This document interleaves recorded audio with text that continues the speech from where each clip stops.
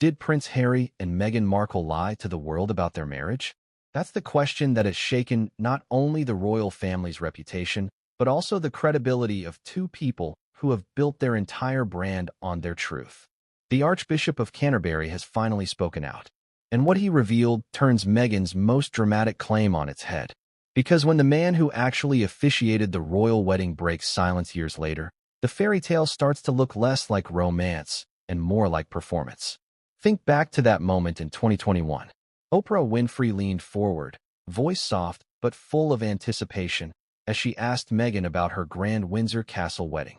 Meghan, in her carefully staged garden interview, smiled knowingly and dropped what she clearly believed would be a bombshell.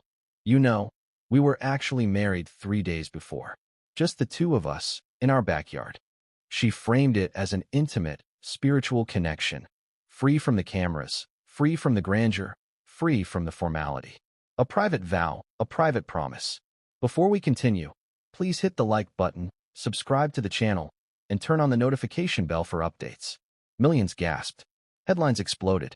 Supporters swooned at the idea of Meghan and Harry carving out something of their own in the suffocating institution of monarchy. Detractors rolled their eyes, but the statement was powerful. It gave the couple an edge of authenticity, a sense that their relationship transcended pomp and circumstance. It painted the official wedding, the one watched by nearly 2 billion people worldwide, as little more than a spectacle for the monarchy, while the real wedding was theirs alone. But here's the burning question. Was any of it true? The Archbishop of Canterbury, Justin Welby, is not just a ceremonial figure. He is the head of the Church of England, the man responsible for ensuring that marriages are not just symbolic but legal, binding, and recognized under both church and state. When Meghan said that she and Harry had married privately, eyes immediately turned to him. Was he present? Did he officiate something outside the royal protocols? Could he even legally do so?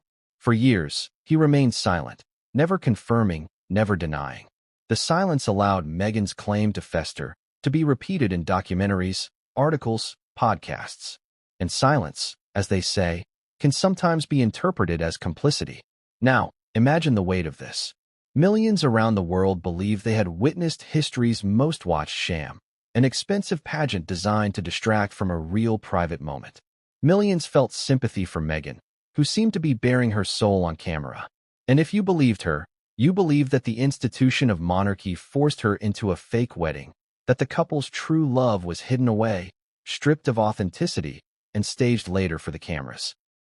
But then, just as suddenly as the claim was made, the Archbishop has stepped forward to set the record straight. And what he says doesn't just clarify, it shatters. Because according to him, Meghan's story is false. Plain and simple. There was no secret wedding. No legally binding ceremony took place before the world watched Harry and Meghan exchange vows at St. George's Chapel. What happened in the backyard was not marriage. It was not recognized by the church. It was not legal in the eyes of the law. In fact, it couldn't have been legal. And that means one thing. Meghan's dramatic confession on Oprah wasn't a touching truth. It was, at best, a misunderstanding, or at worst, a calculated fabrication. Think about how explosive that is. This isn't just about two people remembering a date differently. This is about the head of the Church of England contradicting one of the most high-profile interviews of the century. It's about Meghan Markle, who has claimed again and again that her words are her truth, being directly called out by the man who knows the truth better than anyone else. So why does this matter? Why should anyone care now, years later? Because reputation is fragile, and once the cracks appear, they spread fast. Meghan and Harry have built an empire on their story, the victimhood, the battle against the crown, the struggle for freedom and authenticity. Every contract, every interview, every documentary deal has been rooted in the assumption that they were truth-tellers in a world of liars. If this detail was a lie, or even a reckless exaggeration, what else might have been manipulated? That's the trap Meghan and Harry face. When you sell authenticity, every contradiction is deadly. And right now, the Archbishop himself has drawn a line in the sand. Now, let's rewind for a moment. Let's go back to May 2018, the day of the royal wedding. 2 billion people tuned in. The world saw Harry in his military uniform, Meghan in her Givenchy gown, and Archbishop Justin Welby solemnly pronouncing them husband and wife in the centuries-old chapel. The music, the tradition, the symbolism, it was all there. That's what the public remembers. That's what history books recorded. And yet, Meghan wanted the world to believe that wasn't the real thing. She wanted the world to think that the genuine moment happened quietly, with just the two of them, stripped of duty. Why? Maybe it was about control. Maybe it was about painting herself as someone who defied convention. Or maybe it was about grabbing the audience's heartstrings during a highly choreographed interview. Whatever the reason, the claim worked. For years, commentators repeated it as fact. But here's where the contradictions start to pile up. Marriage in the Church of England is not just a religious ritual, it's a legal process. There must be witnesses. There must be an official registrar. Paperwork must be signed. A priest cannot simply walk into your backyard, exchange vows with you privately, and call it a wedding. It's against the law, and the Archbishop knows this better than anyone. Which means Meghan, as an intelligent, educated woman, surely should have known too. And so the question grows sharper. If Meghan knew the truth, why say otherwise? And if Harry knew the truth, why didn't he correct her? This is where the story deepens. Because silence is powerful. Harry's silence during the interview suggested agreement, even if he knew better. And when Meghan's claims sparked headlines around the world, their camp never clarified, never corrected. Until now. Until the Archbishop himself decided he could no longer let the myth persist. But why now? Why break silence years later? What made him finally address the claim head-on? That's where things turn fascinating. Was it pressure from within the church, frustrated that their credibility was being dragged into Meghan's narrative? Was it royal insiders quietly urging him to protect the monarchy's integrity? Or was it simply that he had grown tired of seeing the same falsehood repeated again and again? Whatever the reason, his words land like a hammer. The secret wedding never happened. Period. So where does this leave Harry and Meghan? With a story that now looks shaky. With critics who can now point to the Archbishop himself as evidence that the couple distorted the truth.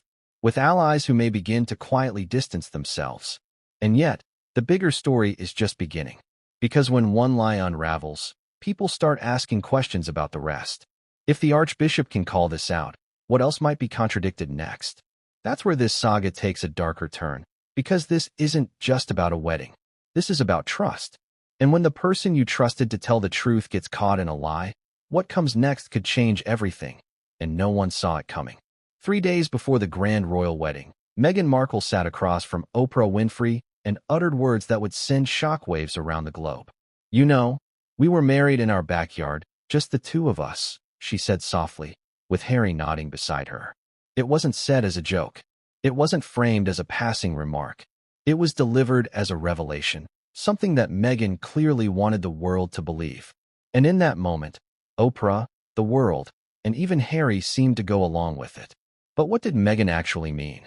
And more importantly, was any of it true? Let's start with the obvious. When Meghan claimed she and Harry were married 3 days before, she was challenging the very narrative of the royal wedding.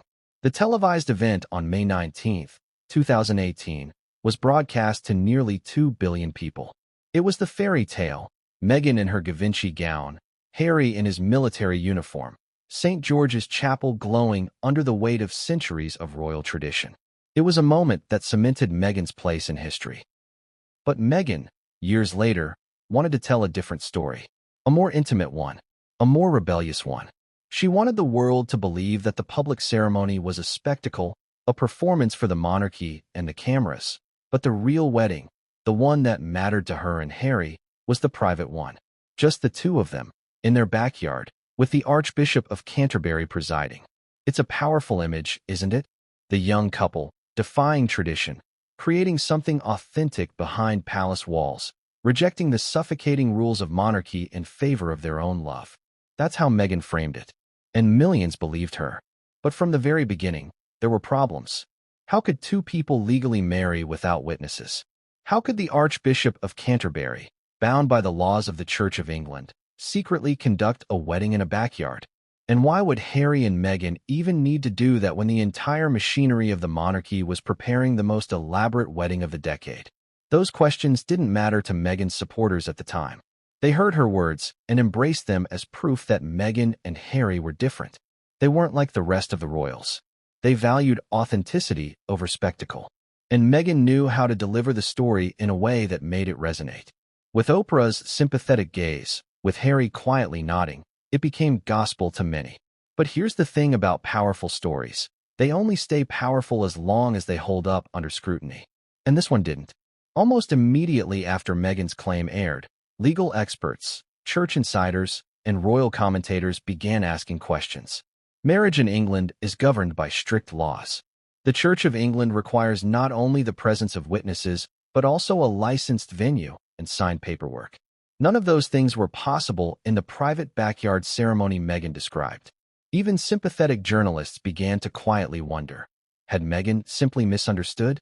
Had she confused a private vow exchange with an actual wedding? Or was something more deliberate going on? That's where Harry's role becomes fascinating. During the interview, he didn't jump in to clarify. He didn't correct Meghan. He didn't even hesitate. He nodded, smiled, and let her words stand. Which raises the question, did Harry truly believe they had been married privately, or was he just going along with Meghan's narrative? Because let's be honest, this wasn't just about love. It was about image. The Oprah interview was carefully staged to present Meghan and Harry as victims of the crown, as truth-tellers who were finally breaking free. Every revelation was designed to shock. Claims of racism, claims of cruelty, claims of isolation. And then came this. The claim of a private wedding that stripped the monarchy of its pomp and gave Meghan and Harry control over their own story. It fit perfectly with the larger narrative. It painted the official royal wedding as a hollow performance and the backyard ceremony as their real, authentic moment. But what happens when your story doesn't hold up? That's where the Archbishop of Canterbury enters the picture. At the time, he refused to comment directly, which only added to the speculation. For years, Meghan's claim hung in the air, unchallenged in public. The Sussex supporters repeated it as proof of her honesty. The critics pointed to it as evidence of exaggeration. And the silence of the Archbishop allowed both sides to spin it however they wanted. But behind the scenes, the contradictions were growing too loud to ignore. Clergy members whispered about how impossible Meghan's version was. Legal experts spelled it out. Without witnesses, without paperwork, without a licensed venue, no marriage could have taken place. Which meant Meghan's words, whether intentional or not, had misled millions. Now, imagine being one of those 2 billion people who tuned into the royal wedding. You believed you were watching history. You believed you were witnessing the moment when Meghan Markle officially became part of the royal family. And then, years later, Meghan tells you that wasn't the real wedding at all. How would you feel? Betrayed? Lied to? Or sympathetic? Charmed by the idea of a private love story hidden from the cameras? That's the split this claim created. For Meghan's fans, it was romantic. For her critics, it was dishonest. For the church, it was deeply uncomfortable. And for the monarchy, it was one more headache in a long list of controversies sparked by the Sussexes. But the real turning point didn't come from Meghan. It didn't come from Harry. It didn't even come from Oprah. It came from the Archbishop himself, when he finally decided to break his silence. And when he did, everything Meghan claimed was exposed. Because his version wasn't just different. It was devastating. He didn't say Meghan had misunderstood. He didn't say her words had been taken out of context. He said flatly, there was no secret wedding. What she described never happened. The only marriage recognized by the church and by law was the public one, the one the world witnessed at St. George's Chapel. Period. That's not a misunderstanding. That's a contradiction. And when the head of the Church of England contradicts you, the world listens. So what does that mean for Meghan now? Was she lying? Was she exaggerating for dramatic effect? Or was it all part of a carefully crafted narrative designed to maximize sympathy and shock value during the Oprah interview? Because if she lied about this, something as big and symbolic as a royal wedding, what else has she lied about? That's the question everyone is asking. And it's the question that now hangs over Meghan and Harry's entire brand. But the bigger issue isn't just Meghan's credibility, it's Harry's. Because in that moment, sitting beside her, he stayed silent. He let the claim stand. He let the world believe. And his silence speaks volumes. The claim of a secret wedding wasn't just a romantic anecdote. It was a weapon, carefully deployed in the middle of one of the most explosive interviews in modern royal history. And now, thanks to the Archbishop's statement, that weapon has backfired. But here's where it gets even darker. If Meghan and Harry were willing to stretch the truth about something as significant as their marriage, what does that mean for the rest of their revelations? The racism claim, the mental health struggles, the family feuds. Were those, too, exaggerated for effect? Or are we only just beginning to see how much of their truth was really a script? That's the danger Meghan and Harry now face. Once your credibility starts to crumble, every story you tell is called into question. And once the cracks start showing, they spread. But this is only the beginning. Because the Archbishop didn't just expose Meghan's wedding claim. His words opened the floodgates for a much larger reckoning. And what comes next could shake the Sussexes' empire to its core. When the Archbishop of Canterbury speaks, people listen. He is not a tabloid columnist. He is not a royal commentator chasing headlines. He is the spiritual leader of the Church of England, the man entrusted with the sacred duty of overseeing royal marriages, coronations, and funerals. His words carry a weight that cannot be brushed aside with PR spin or clever interviews. And when he finally addressed Meghan Markle's claim of a secret wedding before the world's most watched royal ceremony, his voice rang with finality. But let's rewind to understand why his intervention matters so much. The Archbishop of Canterbury, Justin Welby, has been in his role since 2013. A man of faith, diplomacy, and discretion, he's known for carefully navigating the tense relationship between church, state, and royal family. He is, in many ways, the last person you'd expect to get tangled in a celebrity-style controversy. Yet Meghan's words on Oprah dragged him directly into the storm. When Meghan told the world that she and Harry married 3 days before the grand event, she wasn't just making a romantic anecdote. She was, whether intentionally or not, implicating Justin Welby. Because if her words were to be believed, that meant the Archbishop had participated in something legally dubious, officiating an unrecorded, unwitnessed, secret marriage. And that would have been a serious breach of both church law and the law of the land. For a man whose entire life revolves around upholding the integrity of both, you can imagine the position that put him in. At first, he said nothing. Silence. For months after Meghan's Oprah confession, commentators speculated. Did the Archbishop really marry them privately? Did he bend the rules for Harry and Meghan? Or was Meghan embellishing? The silence fueled conspiracy theories and added mystery to her claim. Some argued that the Archbishop must have done something informal, perhaps a blessing, perhaps a vow renewal, perhaps a symbolic ritual, and Meghan had confused that with a wedding. Others suggested Meghan knew exactly what she was saying and was deliberately misrepresenting the truth for dramatic effect. But silence cannot last forever. Because the Church of England is not a game. Behind the scenes, pressure grew. Clergy members were being asked for explanations. Legal experts demanded clarity. Even ordinary parish priests expressed frustration that the institution they served was being casually portrayed as lawless. To suggest that the Archbishop had secretly married a royal couple in defiance of church law was, in their view, more than embarrassing. It was a direct challenge to the integrity of the church itself. Eventually, Justin Welby addressed the issue. And when he did, his words cut straight to the point. He confirmed that Harry and Meghan were legally married on May 19, 2018, in front of the world at St. George's Chapel. Not before, not privately, not in a backyard. That day, and only that day, was their wedding. Period. He added, with calm authority, that what Meghan described in the Oprah interview didn't happen. Just let that sink in. Didn't happen. That's not hedging. That's not carefully leaving room for interpretation. That's a direct contradiction. The Archbishop wasn't playing semantics. He wasn't trying to save Meghan's dignity. He was stating a fact. The secret wedding claim was false. So what had happened 3 days before? According to the Archbishop, the couple may have exchanged private vows. They may have prayed together. They may have shared an intimate moment of commitment. But a private exchange of words, without witnesses, without paperwork, without legal standing, is not a marriage. At best, it was symbolic. At worst, it was staged for emotional effect later.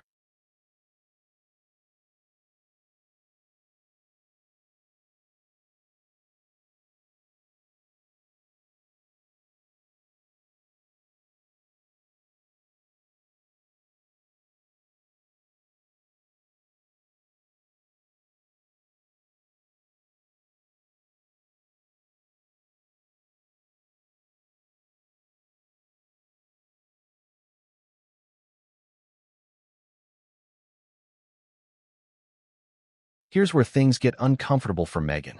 Because anyone could have made this clarification early on. Harry could have explained it. Meghan could have walked it back. Their representatives could have issued a statement. But they didn't. Instead, Meghan's words hung in the air, uncorrected, repeated by media outlets, and treated as truth by millions. And that silence from the Sussexes allowed the myth to grow. When Justin Welby finally cut through the noise, he wasn't just defending the church. He was defending his own reputation. Because think about it. If Meghan's story were true, the Archbishop himself would have been guilty of breaking the law. It would have suggested that he undermined the very institution he was sworn to uphold. It would have opened the church to ridicule, criticism, and mistrust. And he wasn't going to allow that.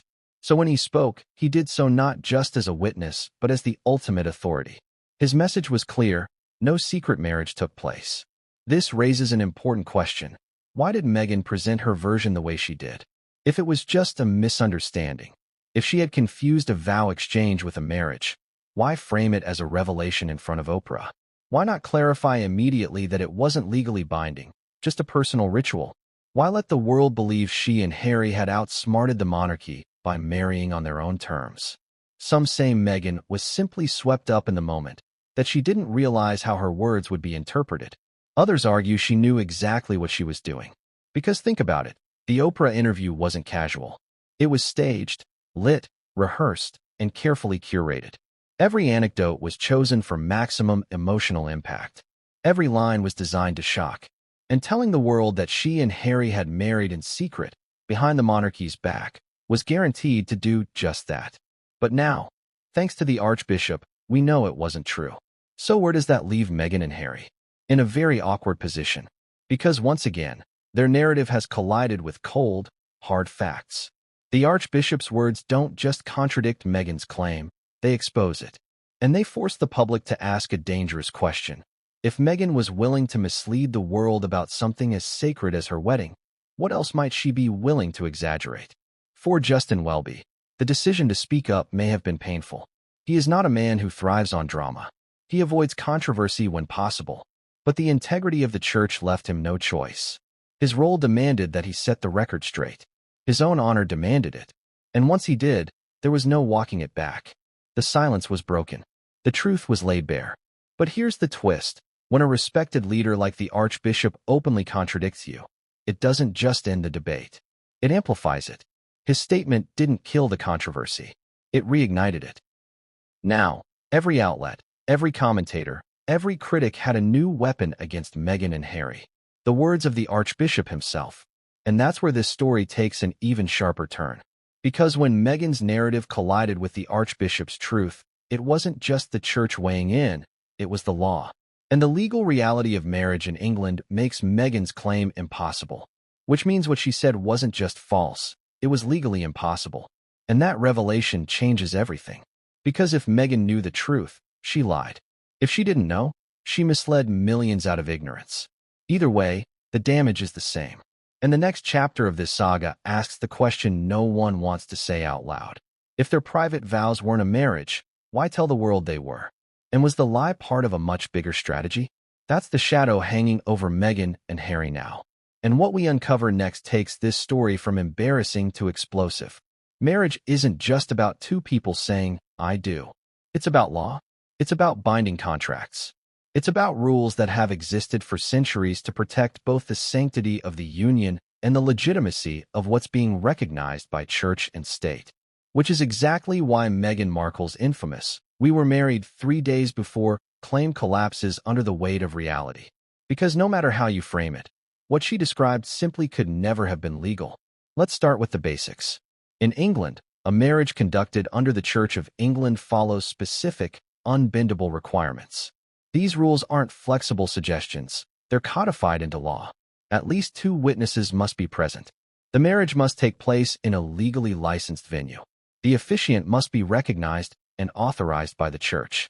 Paperwork must be completed, signed, and properly registered.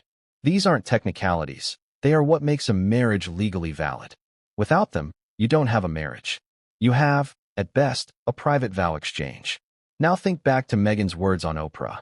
She claimed that she and Harry stood in their backyard, just the two of them, with the Archbishop of Canterbury, and were married 3 days before the televised spectacle. Sounds romantic, doesn't it? Intimate. Raw. A private moment before the performance of the royal wedding. But strip away the sentiment and apply the law. No witnesses, no registrar, no legal paperwork, no licensed venue. That means no marriage. Not even close. So why does this matter? Because Meghan framed her claim not as a private moment or a symbolic exchange, but as a wedding. She didn't call it a vow ceremony. She didn't clarify it wasn't legal. She presented it as fact. They were already married. That statement implied the Archbishop himself had broken laws and bent centuries of church practice. And that's where the story begins to unravel. The Archbishop of Canterbury is bound by more than tradition. He is bound by law. For him to have secretly conducted a private wedding without witnesses would not just have been unusual, it would have been illegal. And the head of the Church of England cannot afford to flout the very system he represents. Which is why, when pressed, Justin Welby finally made it clear. There was no wedding before May 19, 2018. None. And that wasn't just his opinion. It was the only legal reality possible. Think of it this way. If Meghan and Harry had truly been married 3 days earlier, the wedding of May 19th would have been void. Null.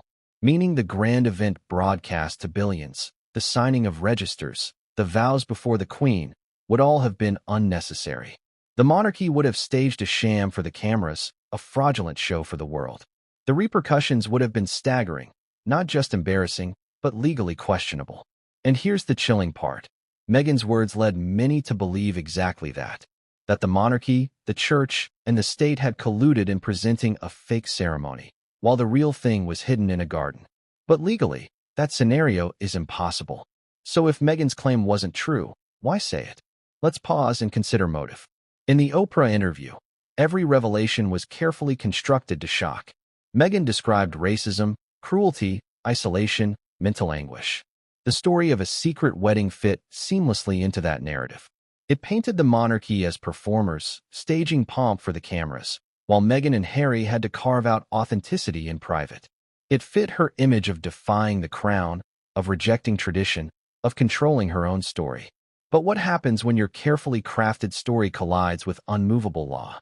That's the trap Meghan and Harry walked into. Because in this case, the law isn't vague. It isn't open to interpretation. It's black and white. And the Archbishop himself underscored that fact.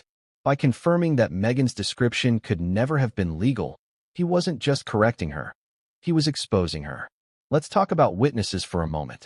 At least 2 witnesses are required for a Church of England wedding to be legally binding. Who were Meghan and Harry's witnesses that day in the garden? There were none, which means it wasn't a wedding. The requirement isn't optional. It's there to protect both parties, to ensure consent, to prevent secrecy. Without witnesses, you don't have a marriage. You have a conversation. Now, what about the venue? For a wedding to be recognized, it must occur in a registered and licensed location. Meghan's backyard? Not licensed. Not registered. Not legal. The law doesn't bend just because you're a prince or a duchess. If it did, chaos would follow. Every backyard promise, every whispered exchange would claim legitimacy, and the church would be powerless to enforce order. And then there's the paperwork. Every marriage in the Church of England requires a marriage register to be signed. It is the act of signing that legally completes the marriage. No register was signed in Meghan's backyard 3 days before. And without signatures, there is no record, no recognition, no marriage. Which leaves us with one conclusion. What Meghan described wasn't a wedding. It was, at best, a personal exchange of vows. A private moment of intimacy between 2 people about to enter the world spotlight. And there is nothing wrong with that, if that's all she had said. But Meghan didn't frame it that way. She framed it as we were married. And that's the line that changes everything. Because that line turned a private ritual into a public claim. And that claim, when exposed as false, damages credibility far beyond the wedding itself. Think about how it plays in the public imagination. A duchess claims her real wedding was private. The Archbishop denies it. Who do you believe? The woman who says she was silenced and mistreated by the monarchy? Or the head of the Church of England, backed by centuries of law and tradition? The more you think about it, the more dangerous the claim becomes. Because Meghan wasn't just questioning a date. She was questioning the legitimacy of one of the most sacred and widely witnessed royal events in modern history. And when you challenge something that big, you'd better be right. But she wasn't. And here's where the emotional sting comes in. Millions of people tuned into that royal wedding in good faith. They cried, they cheered, they felt connected to a moment of history. And then, years later, Meghan tells them that wasn't the real wedding. In essence, she told 2 billion people they had been fooled. Imagine how that feels to those who believed in the fairy tale. Now, add the Archbishop's contradiction into the mix. He says, no, the televised wedding was the real one. Meghan's claim didn't happen, which means those 2 billion people weren't fooled after all. Meghan was. Or worse, Meghan was trying to fool them. And this is why the story matters so much. Because once you start to see that Meghan's truth doesn't align with legal truth, the entire narrative begins to wobble. If her words about the wedding can be dismissed as false, what about her other words? What about her claims about racism, about cruelty, about treatment behind palace doors? The wedding claim is the domino that tips the rest. And here's the cliffhanger. If Meghan's private vows weren't a marriage, why did she insist they were? Was it ignorance? Or was it something darker, a deliberate attempt to manipulate the audience for maximum impact? That's the question that takes this story from confusing to explosive. And the answer may reveal that Meghan's claim wasn't just false. It was part of a much bigger strategy. Was Meghan Markle simply mistaken, or was her claim of a secret wedding a carefully crafted strategy? That's the uncomfortable question at the heart of this saga. Because when someone makes a statement as bold as, "We were married 3 days before," it's not just a casual slip of the tongue. Especially not in a globally televised interview that was meticulously prepared, staged, and scripted to deliver maximum impact. So was this a misunderstanding of church law, or was it a weapon in Meghan's larger campaign for sympathy? Let's look at how Meghan has shaped her public image. From the moment she entered the royal family, Meghan presented herself as the outsider, someone too modern, too outspoken, too real for the dusty traditions of the monarchy. She wasn't just marrying Harry. She was taking on the firm, and she often cast herself as the victim of an institution that refused to understand her. So when Oprah asked about the wedding, Meghan's story of a secret ceremony was more than romantic. It was symbolic. It reinforced her narrative that the monarchy was a machine built for spectacle, but she and Harry had carved out something real, something authentic, away from the cameras. It was an irresistible detail, one that made her audience lean forward, nod, and feel sorry for her. But here's the truth. Sympathy sells. Meghan and Harry's brand depends on it. Every major deal they've signed, from Netflix to Spotify to Harry's book, has been built on their story of survival, of breaking free, of telling their truth. The more dramatic that story, the more attention it generates. And the more attention it generates, the more valuable they become. So ask yourself this. Was Meghan's secret wedding revelation an accident?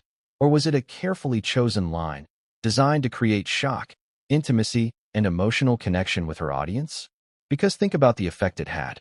People who already distrusted the monarchy heard her words and felt vindicated. They saw the royal wedding not as a celebration of love, but as a cold performance staged by the crown. They believed Meghan and Harry had been robbed of authenticity, forced into a public pageant that meant nothing to them. Meghan's claim made them look rebellious, independent, and victimized all at once. That's a powerful cocktail. But here's where it gets interesting. Meghan didn't stop at saying, "We were married." She added that the moment was just the two of them, in the backyard, with the Archbishop.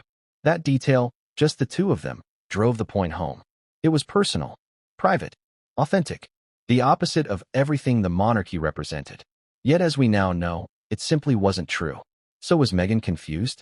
Could she really have mistaken a private vow exchange for a legally binding marriage? Perhaps. But let's remember who Meghan is. She's intelligent. She's media savvy. She's been married before. She knows how weddings work. She knows there's paperwork. She knows there are witnesses. She knows what makes a marriage legal, which makes it harder to believe she simply didn't understand. And that's where the idea of strategy comes in. Imagine you're sitting down with Oprah, preparing for one of the biggest interviews of your life. Every story you share will be scrutinized, analyzed, debated around the world. You know you need big, dramatic moments to keep people hooked. So you choose your revelations carefully. You select details that will shock. You emphasize emotion. You blur lines where it benefits you. And you drop a line about a secret wedding, knowing it will ignite headlines. That's not confusion. That's strategy. But strategy has a cost. Because when facts don't match the story begins to collapse. And once one piece collapses, the entire structure of your narrative is at risk. Now let's consider another angle. Meghan may have believed that her audience wouldn't question her words too deeply. After all, most people don't know the legal requirements of the Church of England. Most people wouldn't think twice about whether a private backyard ceremony could really count as a wedding. To the average viewer, Meghan's words felt romantic, even rebellious. And that's all she needed. She didn't need the story to hold up under legal scrutiny. She needed it to hold up under emotional scrutiny. But here's the danger. When you aim for emotion over truth, you run the risk of being exposed. And once exposed, people stop asking what happened and start asking, what else has she exaggerated? And Meghan's critics didn't waste any time. The moment the Archbishop of Canterbury contradicted her claim, the backlash was brutal. Headlines accused her of lying. Commentators mocked the idea that she didn't understand the difference between a vow exchange and a marriage. And suddenly, instead of looking authentic, Meghan looked manipulative. Now, let's bring Harry into this. Because he sat right beside her during that interview. He heard her words. He nodded along. He let the claim stand. Did Harry know it wasn't true? Almost certainly. He grew up in the royal system. He knew his wedding was legal and binding only at St. George's Chapel, which makes his silence all the more revealing. So why didn't he correct her? Was it loyalty? Was it fear? Or was he complicit in the strategy? Because if Meghan was deliberately shaping a story for maximum sympathy, Harry's role was to play along. His silence gave her words credibility. His nod was an endorsement. Together, they presented a united front, a front built on a claim that was impossible under the law. And that brings us to the most uncomfortable conclusion. Maybe Meghan's secret wedding line wasn't about truth at all. Maybe it was about image. Maybe it was part of a deliberate strategy to position themselves as rebels against the crown, victims of tradition, seekers of authenticity. If that's the case, then the Archbishop's contradiction doesn't just expose a falsehood, it exposes a strategy. And here's where the story sharpens. If Meghan was willing to bend the truth for sympathy in this instance, how many other parts of her narrative were crafted the same way? Because once people start asking that question, the damage is irreversible. The Oprah interview was supposed to cement Meghan and Harry's reputation as truth-tellers. Instead, the secret wedding claim may go down as the moment their credibility cracked. And it cracked because the strategy was too obvious, too bold, too impossible to sustain under scrutiny. But here's the cliffhanger. If Meghan's words were strategy, not confusion, then she and Harry weren't just telling their story. They were playing a much bigger game. A game where sympathy equals power and power equals money. And that game, once revealed, makes people ask the question that could haunt Meghan and Harry forever. Were they ever telling the truth at all? Or were they performing from the very beginning? Harry was supposed to be Meghan's anchor, her protector, her witness to everything she endured inside the monarchy.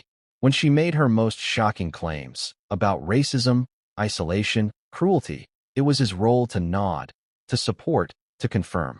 But when it came to one of the boldest revelations of all, the secret wedding 3 days before the grand royal ceremony, Harry's behavior told its own story. Because while Meghan spoke with confidence, Harry's silence was deafening. And in the years since, his words and actions have only deepened the contradictions. Let's start with the Oprah interview itself. Meghan leaned in, her voice deliberate, her eyes fixed on Oprah. You know, we were married 3 days before, just the two of us in our backyard with the Archbishop. Oprah gasped. Meghan looked satisfied. And Harry? He nodded. Not a correction, not even a raised eyebrow, just a silent agreement. His body language said, yes, this is true. But was it? Harry, more than anyone, knew the reality. He grew up in the royal bubble. He had seen countless family weddings, baptisms, and ceremonies, all governed by strict Church of England rules. He knew his own marriage to Meghan required witnesses, signatures, and an official register. He knew his vows at St. George's Chapel on May 19, 2018, were the only legal vows. And yet, he let Meghan's claim go unchallenged. Why?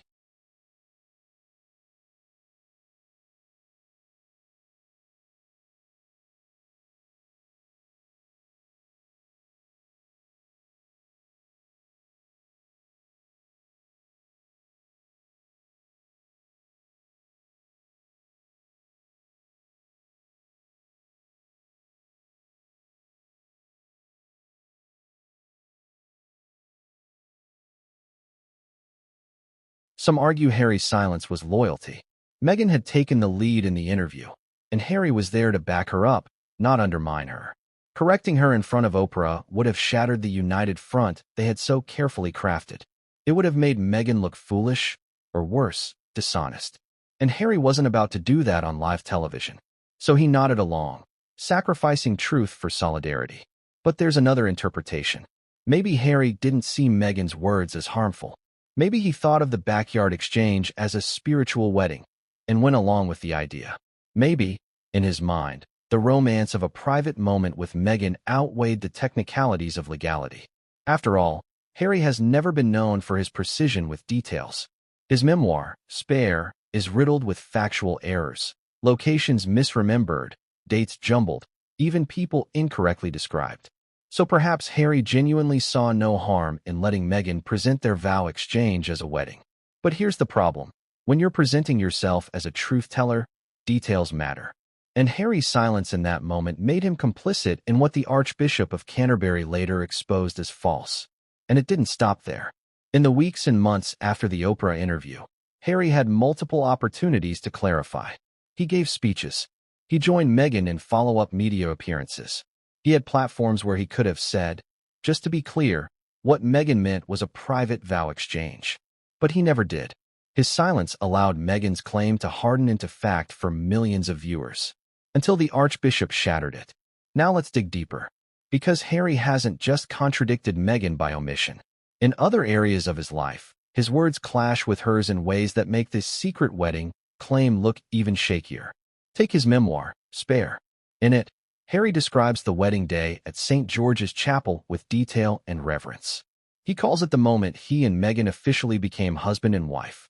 He never mentions being married days earlier. Not once.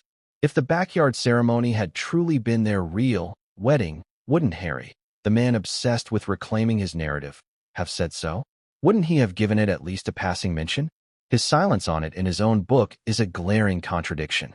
Then there are interviews where Harry waxes poetic about how magical the Windsor ceremony was, how it tied them forever to history. Again, no mention of a prior wedding. So which is it, Harry? Was the backyard exchange the real moment? Or was St. George's Chapel the true wedding? Because you can't have it both ways. And here's where things get complicated.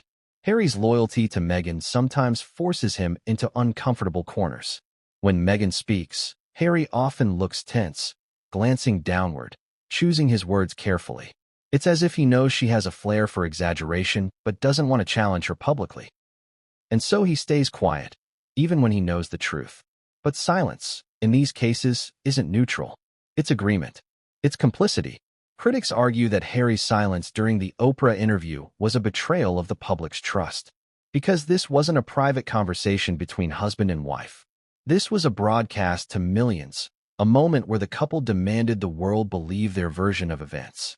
And by failing to correct Meghan, Harry allowed a falsehood to spread. But could it go deeper than that?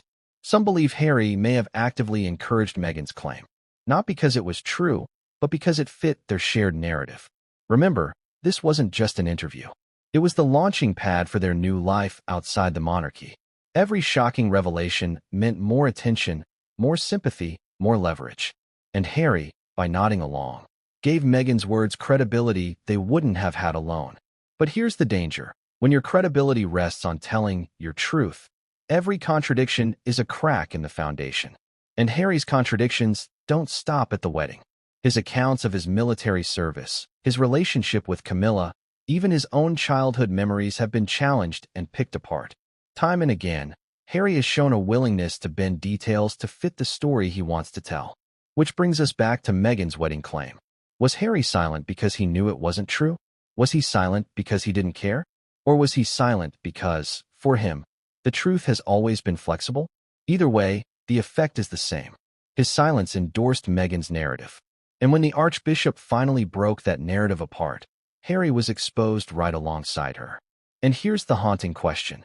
If Harry is willing to contradict himself or stay silent over something as fundamental as his own marriage, what else has he stayed silent about? What else has he allowed Meghan to shape, exaggerate, or distort? That's the shadow that now hangs over him. Because for all Meghan's bold claims, it is Harry's silence that makes them stick. And silence, once broken, is impossible to repair.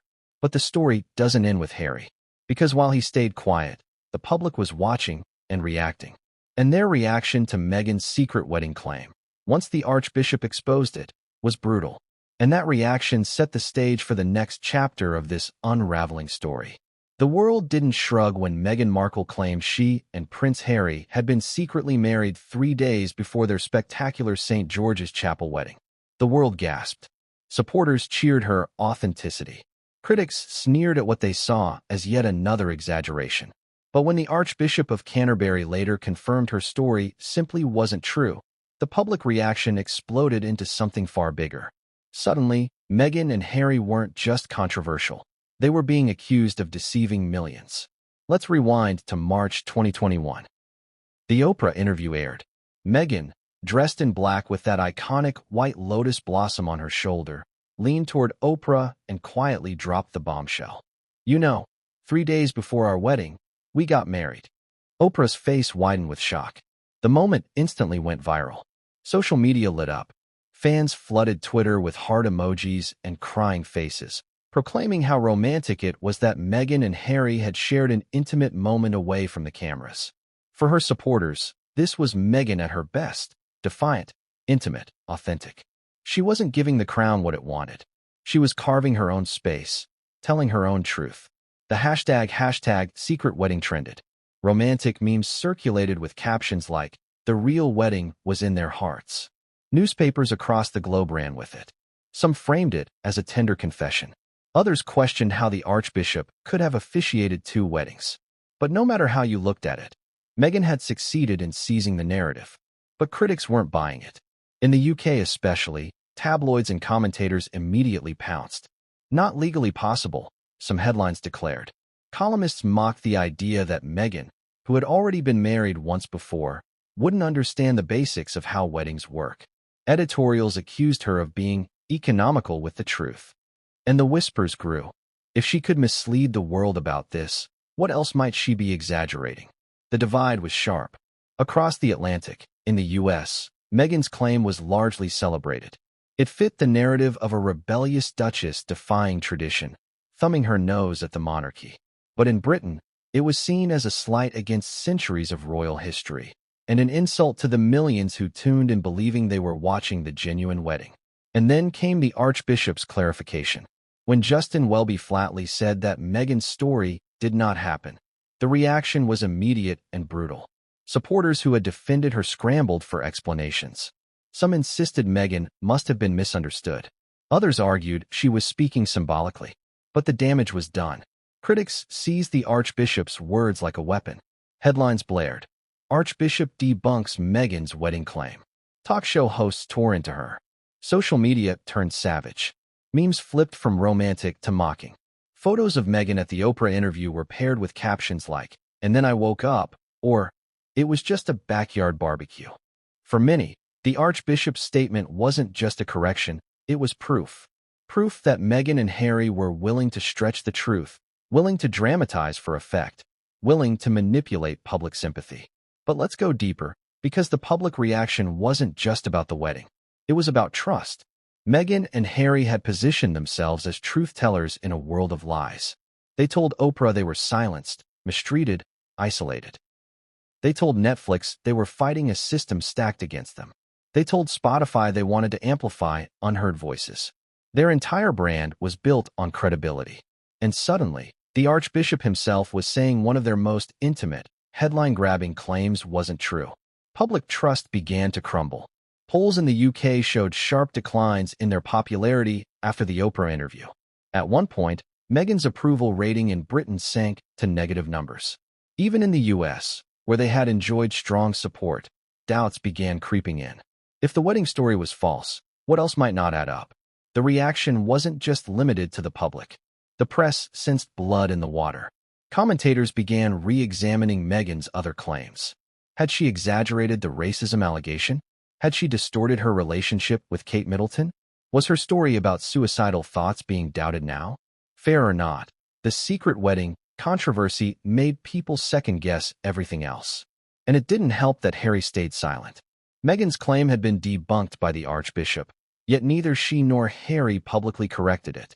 They never clarified, never explained, never said, "We meant it symbolically." Instead, they let the contradiction fester. And the public noticed. But the harshest reaction came not from critics, not even from the Archbishop's words. It came from ordinary people who had tuned into that royal wedding in 2018 with joy. People who had spent money on memorabilia, who had stayed up all night to watch the ceremony live, who had cried at the sight of Meghan walking down the aisle. For them, Meghan's claim felt like betrayal, as if she was telling them that the wedding they cherished wasn't real, that they'd been duped by a hollow spectacle. And that cut deep. Letters poured into newspapers. Tweets piled up. People wrote things like, "I watched that wedding with my daughter. We cried. And now Meghan says it wasn't real? I feel conned." Others said bluntly, "She lied." The irony was rich. Meghan's claim, meant to make her look more authentic, had the opposite effect. Instead of drawing sympathy, it drew suspicion. Instead of making people feel closer to her, it distanced them. And instead of strengthening her brand, it weakened it. But here's the twist. For Meghan's most diehard fans, the Archbishop's clarification didn't matter. To them, Meghan was always telling the truth. And if the Archbishop said otherwise, well, perhaps he was covering for the monarchy. Perhaps he was pressured to deny it. Perhaps Meghan's truth still mattered more than the legal truth. And that's the dangerous power of narrative. Once people believe in your story, they'll bend reality itself to defend you. So we end up with a divided public. Meghan's critics, armed with the Archbishop's words, calling her a liar. Meghan's fans, refusing to budge, insisting her truth was valid. And the undecided, beginning to wonder if anything Meghan and Harry say can be trusted. And in that fractured space, the couple's brand took a serious hit. Because love them or hate them, credibility is currency. And the Archbishop's intervention drained it. But here's the cliffhanger. While the public argued, the royal family itself stayed silent. No statements, no rebuttals, nothing. Which raises the question, why? Why didn't the monarchy seize the opportunity to discredit Meghan and Harry once and for all? The answer to that lies in the next chapter, where the silence of the royal family speaks louder than words. Silence. Sometimes it's louder than any words spoken.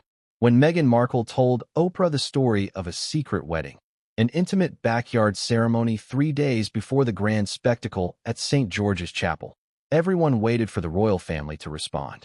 Surely, Buckingham Palace would issue a sharp statement. Surely, courtiers would brief the press. Surely, the Queen, the guardian of royal traditions, would never allow such a claim to go unchallenged. And yet, nothing came. No denials. No clarifications. Just silence. Why? To understand the significance of this silence, we have to understand the monarchy's golden rule. Never complain, never explain. It's the doctrine that has guided the royal family for generations, born from the belief that dignity comes not from arguing with critics, but from rising above them. By refusing to engage, the palace positions itself as untouchable. But what happens when that silence allows falsehoods to fester? What happens when someone like Meghan Markle uses that very silence as a weapon? Think about it. Meghan's claim was no small detail.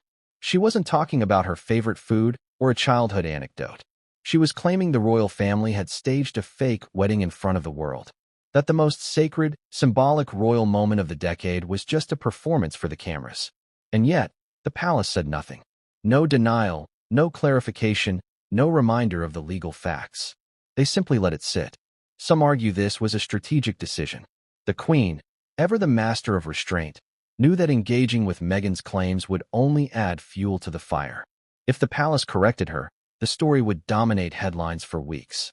If they ignored it, perhaps it would fade away. After all, the monarchy plays the long game. They have survived abdications, divorces, scandals, and betrayals. One interview, no matter how explosive, was just another storm to weather. But others believe the silence wasn't strength, it was fear. The Oprah interview was a global sensation, and Meghan's revelations had struck deep.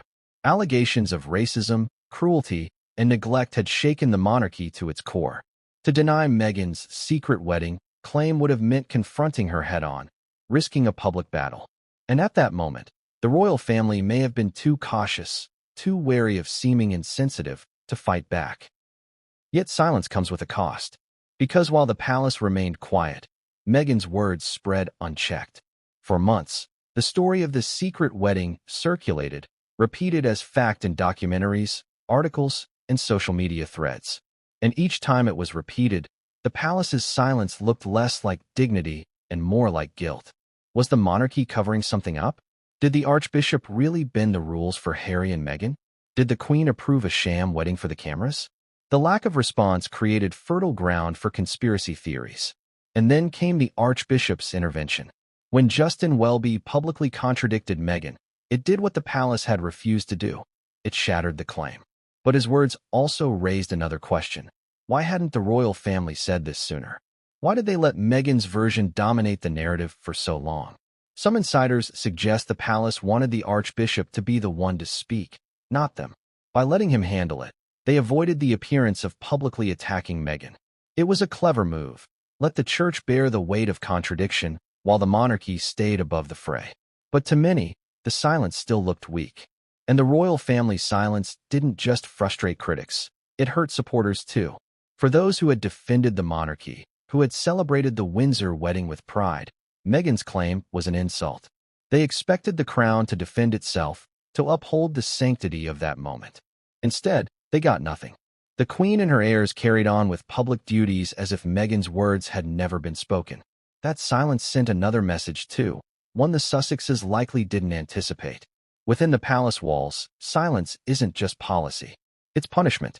By refusing to respond, the monarchy left Meghan's claim dangling in the wind, to be scrutinized, dissected, and eventually debunked without their direct involvement. Meghan might have wanted a public sparring match, but she didn't get it. Instead, she got something worse: indifference. Because in the royal family, indifference is the ultimate rejection. Let's not forget how calculated this silence really was. The palace knows how to brief the press when it wants to. We've seen it time and time again. Unnamed royal sources offering clarifications, leaks that appear at just the right moment. If the crown had wanted to, they could have squashed this secret wedding claim within hours. But they didn't. Why? Perhaps because they knew Meghan's words would eventually collapse under their own weight. Perhaps they believed the Archbishop would handle it. Or perhaps, deep down, they saw no need to dignify what they considered yet another exaggeration. But what the palace underestimated was the public reaction. By staying silent, they ceded ground. Meghan's story became the headline. Meghan's story became the narrative. And when the truth finally emerged, Meghan's critics, not the monarchy, got the credit for exposing her. So where does this leave the royal family? On the surface, they appear untouched. Their silence has insulated them, as it always has. But beneath the surface, something has shifted. The Oprah interview and Meghan's secret wedding claim was a reminder that silence can be double-edged. It can protect, but it can also erode trust. And in a world where perception is power, silence is no longer enough. But here's the real twist. While the monarchy remained silent, the church did not. And that's where the scandal deepens. Because Meghan's claim wasn't just a challenge to the monarchy, it was a challenge to the Church of England itself. And in the next chapter, we'll explore why Meghan's words weren't just controversial, but sacrilegious. And why religious leaders saw her claim as more than just a harmless exaggeration. It was an attack on the sanctity of marriage itself. When Meghan Markle told the world she had married Prince Harry 3 days before their televised royal wedding, it wasn't just the monarchy she was calling into question. It was the Church of England itself. Because in Britain, marriage isn't just a legal contract. It's a sacred rite, bound up in centuries of faith, tradition, and law. And when you claim the head of that church, the Archbishop of Canterbury, secretly married you in defiance of those rules, you aren't simply bending the truth. You're treading on holy ground. Let's put this into perspective. The Church of England is more than just a religious institution. It is woven into the very fabric of the monarchy. Every royal wedding, every coronation, every solemn vow is presided over by its clergy. Its authority is ancient, its rituals sacred. The Archbishop of Canterbury doesn't just lead prayers, he safeguards the moral and spiritual legitimacy of the crown itself. So when Meghan claimed she and Harry had already been married in private, she wasn't just telling a story. She was accusing the Archbishop, whether she meant to or not, of breaking the very laws and doctrines he is sworn to uphold. And for the Church, that was blasphemy.